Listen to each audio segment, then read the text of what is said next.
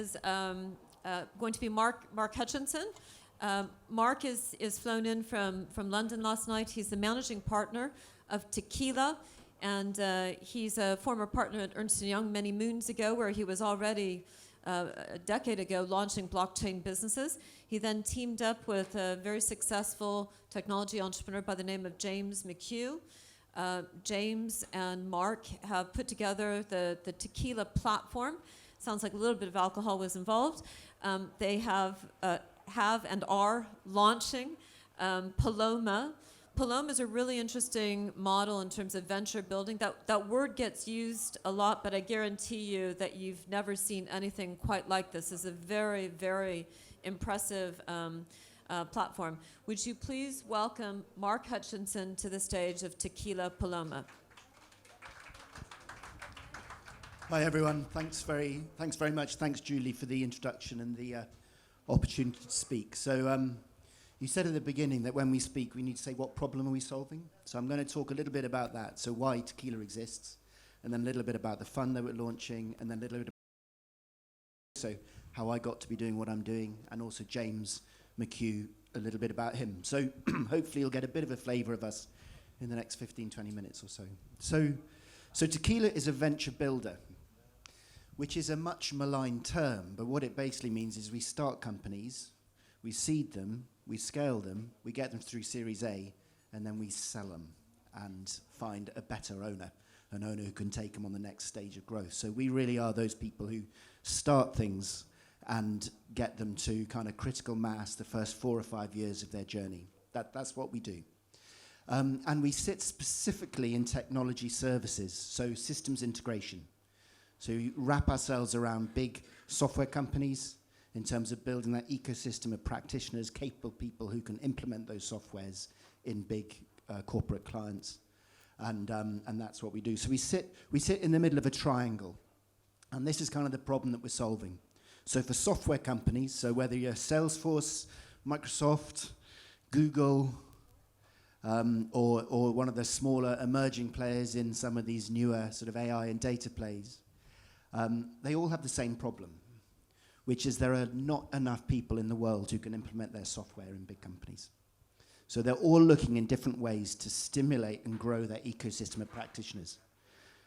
Now, they're also somewhat beholden to some of the bigger players. So if you would take ServiceNow, which is an IT service management software, Accenture is far and away the leader in ServiceNow implementations.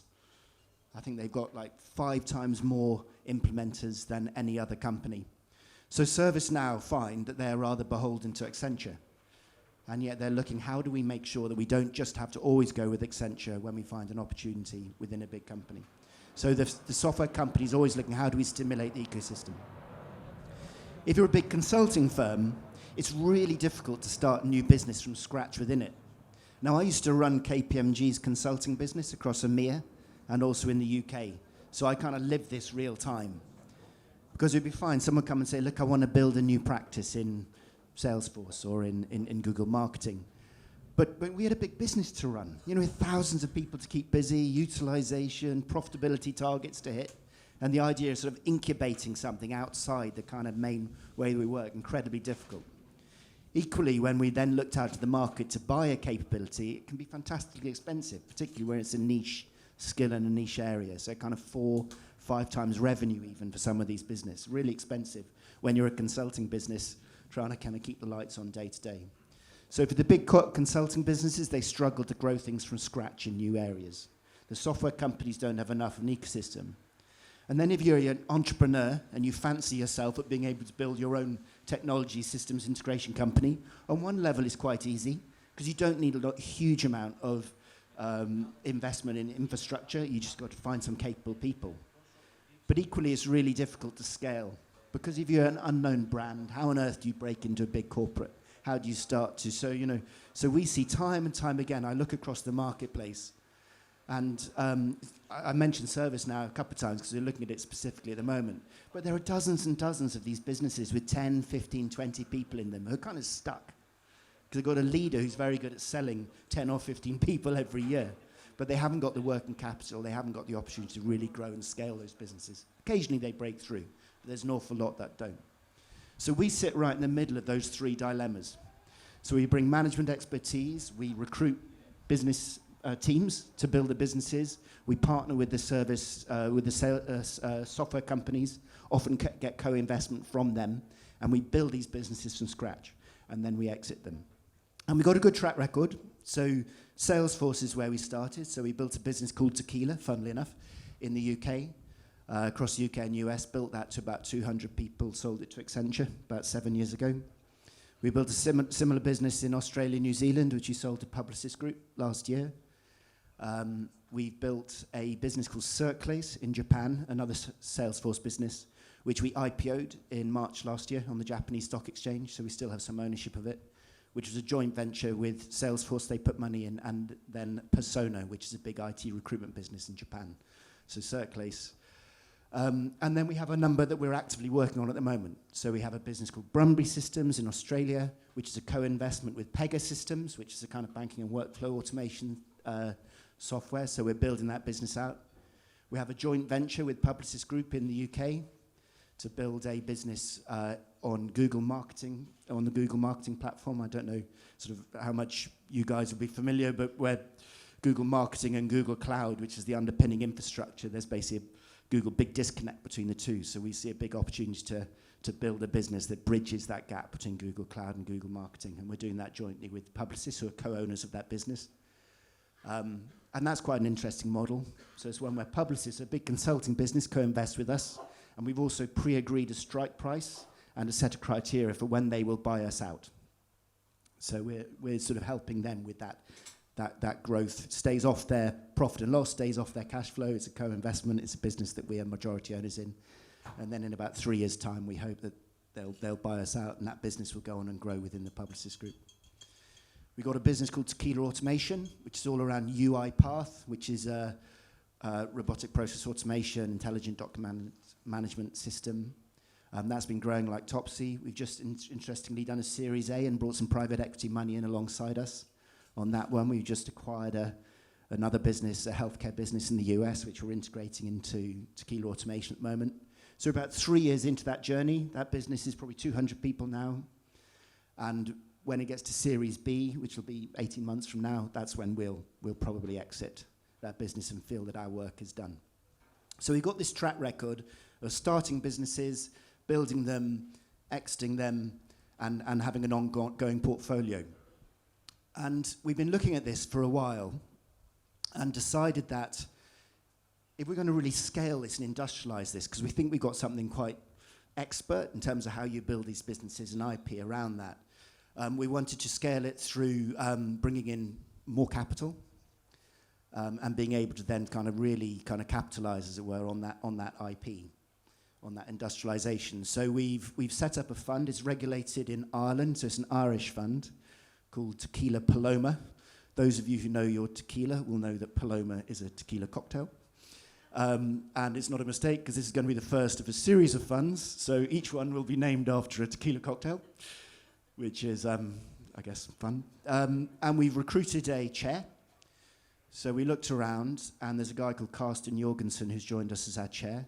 So he ran the Mittal family office for several years.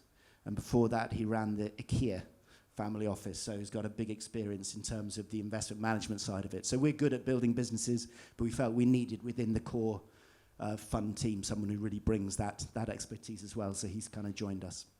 And the Paloma Fund is launched. So it's only a small fund, $60 million for this first fund. And we are wrapping in some of the sort of earlier stage businesses within our portfolio into it. And so we're bringing about 15 million from TQUILA, and then we've already got, we're up to about 30 in terms of commitment so far, but we're still raising. But we only started raising last week, so that's not too bad. And really the aim is, once this one's done, we're going to raise another, and then maybe look at some evergreen structures as well, sort of in the longer term. But it's really about how do we really kind of build value around what we do beyond just the businesses that we're creating. So that's the Paloma Fund. And how did I get involved in it? Because on one level, I kind of had a slightly boring career, for an entrepreneur, in that I went into management consulting, rose relatively fast through it, As I said earlier, I ran KPMG's consulting in the UK, then across EMEA. And then I moved across to EY to really help them accelerate their growth in terms of digital and innovation and emerging technology. And it was through that role that I actually met James McHugh, my business partner, because I tried to buy the TQUILA Salesforce business that I mentioned earlier. And we got very close to buying it. We had a MOU and an LOI and an agreed price and, you know, right down into the legal due diligence. Unfortunately, Ernst & Young, who was my firm, audited Salesforce. And there was a poison clause within the shareholder agreement that meant that Salesforce could veto any sale. And in their wisdom, Ernst & Young's global counsel decided that was effective control and therefore a breach of auditor independence were we to acquire this business, so we couldn't buy it. And that was sort of a moment of revelation for me, because I was working alongside a bunch of startups, trying to stimulate the startup community to work with EY and with EY's clients. I was trying to buy these businesses. And I realized it is just incredibly difficult to be an entrepreneur within a big corporate. And you know, I could bang my head against that brick wall time and time again and try and stimulate change. But really, if we're really going to do this, I've got to eat the dog food rather than just sort of look at it and tell other people how nice it is, which is effectively what you do when you work for a big professional service firm. So decided I'd go and do it for myself, and with James, and you know, 4 years later, here we are now kind of having launched the fund, and been working together. So that's kind of my story, how I ended up doing what I did. James, though, is interesting. I'm sorry he couldn't be here. His daughter's just started at college in the US, so he had to be over there this weekend to kind of help her settle in. But he started by building an IT recruitment business called K2, which he sold out to private equity in about 2014, 2015. And you know, did very well out of that, and has largely been doing this kind of serial investment and serial startup since then. And so a lot of the businesses, the genesis was with James, and then I came in, as I said, 3 years ago or so to help him kind of scale it, build it, and that's where we are today. So, you know, and his great belief, our sort of tagline is growing the human side of technology. So we don't do product. We don't build systems, we implement. So we're all about how do you build that ecosystem of practitioners. So the Diploma Fund, as I said at the beginning, we're just launching now. It's a 6-year fund, so it's not a long-term one, because, as I said, our business model is start, seed, scale, exit. And that's a sort of a 3 to 5 year repeating cycle. So over the next 18 months, we plan to seed another 8 businesses alongside the 4 that we bring into the fund. So we'll have sort of 12 in the portfolio, will all be exited within that time scale, and then in a year or two, we'll be launching a follow-on fund. So that's us. I hope that makes sense of what we do. Outstanding. That's outstanding. And I think that you'll see there's a lot of businesses here that fit your model. Part of the reason why I wanted you to come, Mark, is because I think there's a lot of businesses that would really, you know, the whole, you know, you said your business model. Our business model is runway, liftoff, turbulence, cruising altitude. So there's a lot of businesses that they're trying to get through to their cruising altitude. They're trying to scale, and the expertise that I've seen you guys bring to the companies has been so incredible. I want to just go back though to the other side, because you've mentioned Publicis, and I know your model is to really go to some of these Goliaths and to say, you know, in the nicest possible way, you got a problem. There's a whole new common sense emerging, which is about data, which is about AI, which is about tokenization. And you guys don't even have the right people to understand how to do it. How do you talk to those people? Or is that where you come in? Because James would talk to them like an entrepreneur, and you will talk to them like a partner in Ernst & Young. Do you play the tag team there with the large corporates? Yeah, no, very much so, very much so. I mean, I met James when he was trying to sell to me a business. So, you know, and there was a language disconnect. Because for him it would be obvious that Ernst & Young would just buy this business, and what's the problem? Because, you know, built something valuable and interesting. And I had 600 UK partners, and it's a partnership, Ernst & Young, so you effectively buy everything. It's a cash, there's no balance sheet. Everything comes out of partners' pockets. So persuading 600 partners, some of who do audit, tax, transactions, things in very different parts of the business, that actually buying this Salesforce consultancy, and they didn't even know what Salesforce was a good idea, you know. So that's being able to think like a corporate, but act like an entrepreneur, I suppose, is kind of what we do. Yeah. Excellent. Questions for Mark? I've got another question. What do you anticipate to be the biggest problem now in 2023? Because every year, we're kind of moving further into this whole new common sense. So we're no longer really, the disruptors are becoming enablers and so forth. So what do you think the challenges are going to be over the next year for taking it to the market? It's going to be different than what you did over the past 3 years. It's how you harness technology is changing very significantly. So I gave you the example of TQUILA automation, which is built around UiPath. And sort of the traditional model for automation software is that, you send in some consultants, they process map things, they look for inefficiencies, they then implement the software to automate a bunch of things. But actually now a lot of that is just done automatically. So where does the value come in? And then you've got businesses, you've got big systems integrators with thousands and thousands of consultants who implement SAP. We're now in a low-code, self-programming environment. A lot of the AI and similar tools will automate a lot of that. So there's huge disruption going on in the industry. So I guess the way I see it in particular is as we're building a lot of these newer businesses, it needs different skills, different partnerships. So, for example, one of our data businesses, we've got a data and analytics business which does a lot of work around Snowflake and Informatica and kind of data migration and helping kind of set up big data lakes effectively to be able to then put tools on top of it. And we're working with a business called C3 AI, which some of you may know, which is an incredibly clever set of AI tools that basically can sit on top of any data. And instead of trying to prove correlations and causation, it goes and creates its own hypotheses and then finds, kind of mines the data. So again, it's being able to do things differently. And again, for big companies, they struggle with that because they have a set way. They've got people they've got to keep busy. They've got utilization targets and billable hours to hit. And so that kind of disruption, if you're small and scaling, you can be much more nimble. Excellent. We've got two people here in particular. We've got Lavan and Tassos in the back, who are two of the people in the data space that we need to make sure that both Tassos, who's standing, and Lavan, who are both working on the data side, from startups to corporates, and there'll be a lot of interesting look forward opportunity to discuss. Any other last question? We've got Lavan. Here we go. Yeah, please.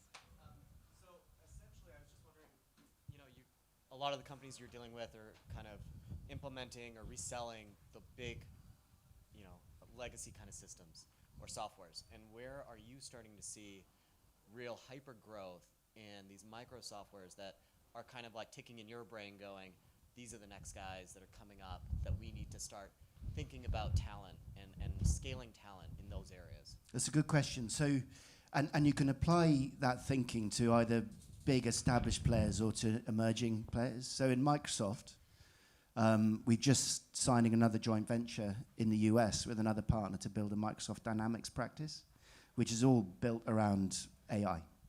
So accelerated implementation, accelerated optimization of it. And so even somewhere as old, if you like, and established as Microsoft has kind of cutting edge areas. And the differential for us being able to work with them is again, not having a bench of old-fashioned implementers to do it. And then in the sort of emerging data world, the C3 AI example is one that I would use where we're scouting around and trying to find some of the more interesting sort of almost picking the winners of the future. What I'm particularly interested in, hot tip, but not investment advice, is Celonis. So I don't know if you know of Celonis, which is process mining software. It's a German company, now global, where they have a very clever, very in-depth sort of analytic capability to be able to sit on top of a myriad of systems across a company and look right across, even from kind of key entry right through to data within disparate systems, and then identify disconnects and opportunities for improvement. Now, implementing what Celonis then throws out from its analysis is quite tricky, but I look at businesses like that can really start to look at this on an enterprise-wide basis, and they're interesting. I think there's real growth around some of them. Okay, any other question for Mark? Would you please join me in thanking and welcoming Mark to the FTE business family? Thank you very much. Thank you indeed. And Mark, you're raising money for Paloma. I am. And so if somebody wants to invest, they can speak to you. Indeed. So I have an investment deck as everyone does. So if you want to see it, please do ask, and I can give you a copy. Very good. Thank you so much. Thank you. Thank you. Excellent. Good. Aren't